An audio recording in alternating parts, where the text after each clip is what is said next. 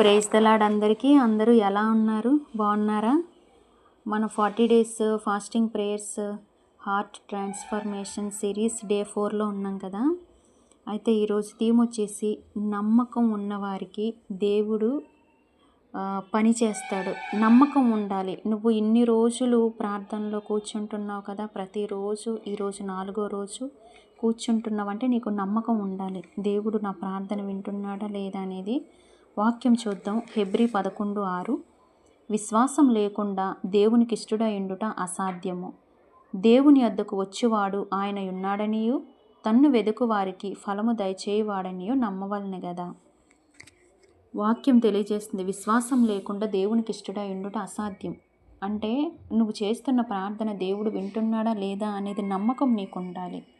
మనం 4వ రోజు వచ్చేసాము. ఉపవాసంలో కొన్నిసార్లు ఇలా అనిపిస్తుంది, దేవుడు వింటున్నాడా, నా ప్రార్థనలకు ఫలితం అనేది ఉందా, నేను మారుతున్నానా లేదా అని ఇలాంటి ఆలోచనలు వస్తాయి. అయితే ఈరోజు దేవుడు మనకు ఒక మాట చెప్తున్నాడు, నమ్మకంతో ముందుకు కొనసాగు. ఇంకా మిగిలిన రోజులన్నీ ఉన్నాయి కదా, ముందుకు కొనసాగు. దేవుడు నమ్మకమైన దేవుడు. విశ్వాసం అంటే ఏంటో తెలుసా? విశ్వాసం అంటే పరిస్థితులు బాగున్నప్పుడు మాత్రమే కాదు, పరిస్థితులు కష్టంగా ఉన్నప్పటికీ దేవుడు నా పక్షంగా ఉన్నాడు అని చెప్పగలగడమే గొప్ప విశ్వాసం. మార్కు 11:24లో ఉంటుంది, మీరు ప్రార్థించినప్పుడల్లా పొందితమని నమ్మండి. మీరు ప్రార్థన చేసింది అది దేవుని చిత్తంలో ఉంటే దేవుడు ఖచ్చితంగా అనుగ్రహిస్తాడు. మీరు చేసింది అంటే ముందే ఫలితం కనిపించకపోయినా హృదయంలో ధైర్యంగా ఉండాలి. నేను అడిగింది దేవుడు నాకు దయచేస్తాడు ఖచ్చితంగా అని.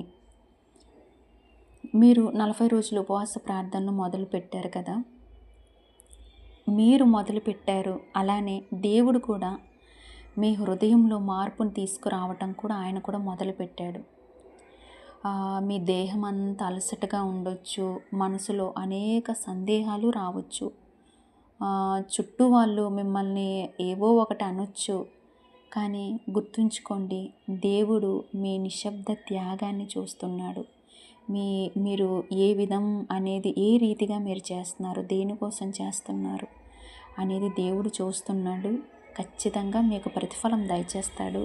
మీరు ముందుకే కొనసాగండి. దేవుడు చెప్పిన మాట. ఈ లిరిక్ విందాం. నమ్మకమైన దేవుడవైనా నీవే చాలు యేసయ్యా, నమ్మకమైన దేవుడవైనా నీవే చాలు యేసయ్యా,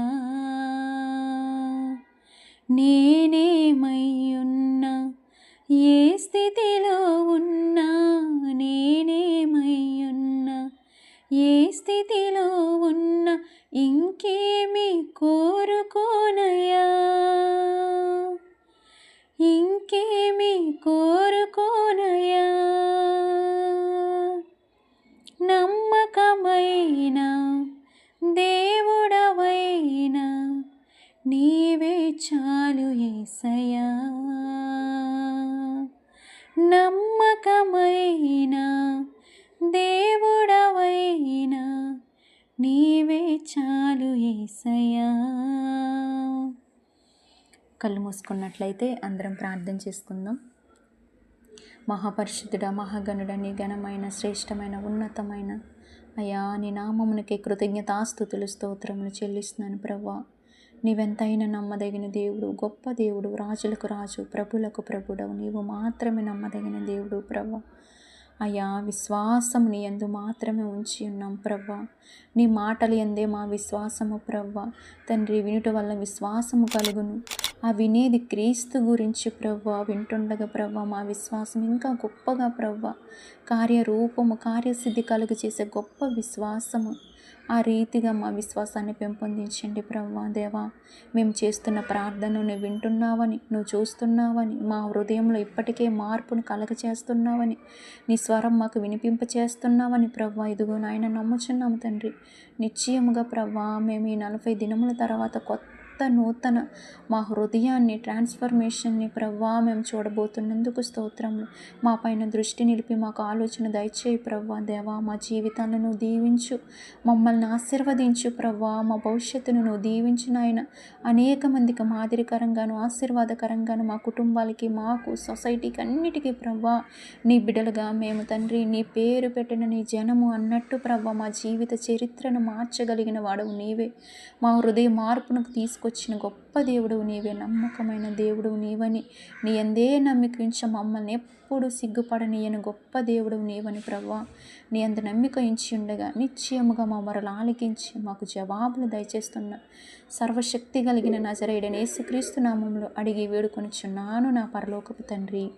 amen, amen, amen. Thank you. God bless you.